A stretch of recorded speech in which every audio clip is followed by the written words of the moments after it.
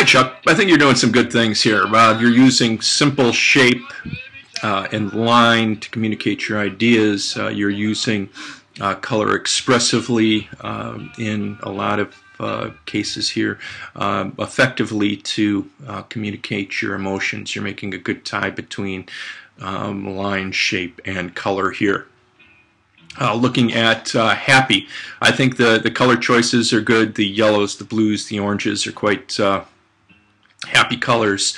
You've got it, your forms arranged in this kind of a circular and centered composition, which I think works just fine.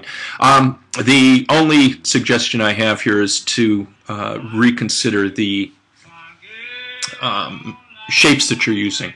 We're trying to use non-representational, non-symbolic shapes, and stars and lightning bolts fit into both those categories. Basically, they're used quite often symbolically, and they're representational, lightning bolts and stars. And what we're trying to do is strip away embedded meaning in the forms that we're using and use them purely expressively, quite like you're doing in mourning here. I read that you see them as tear-like shapes, but that would be so far abstracted to what these crescents are doing here that it is quite effective in expressing mourning. The blue color, I think, works well, as does the gray. Looking at whimsical, you have these kind of starburst shapes placed over a background that has even various, well, a triangular shape and a circular shape on it.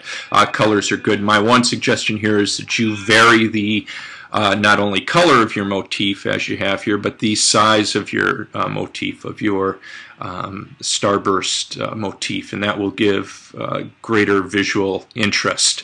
If you look on the example site that I put together, if you go to the cropping example, I think that there's a good example of one that uses a lot of variation in the size of the motif there. The only one that I'm not convinced by of your use of color here is angry. I agree, red is quite an angry color, as are the warm and hot colors of yellows and oranges too, can be interpreted that way. Greens and blues, though, usually are seen more as calming and sedate colors. I know that you mentioned another emotion here. I think it's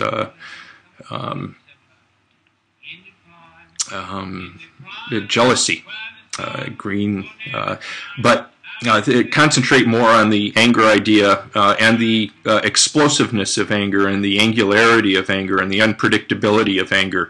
Circles, quite a predictable shape. Curvilinear forms that you're using here usually are seen as much more sedate and calming. Think of angular forms, think of you know, some of the starburst forms that you've used here, and those kind of sharp corners in the expression of anger through form, and of the warm colors as expressing it. So, well, I think you did a good job here. I'm going to send these back to you for revisions. Please make your revisions and send them back to me for a grade, okay?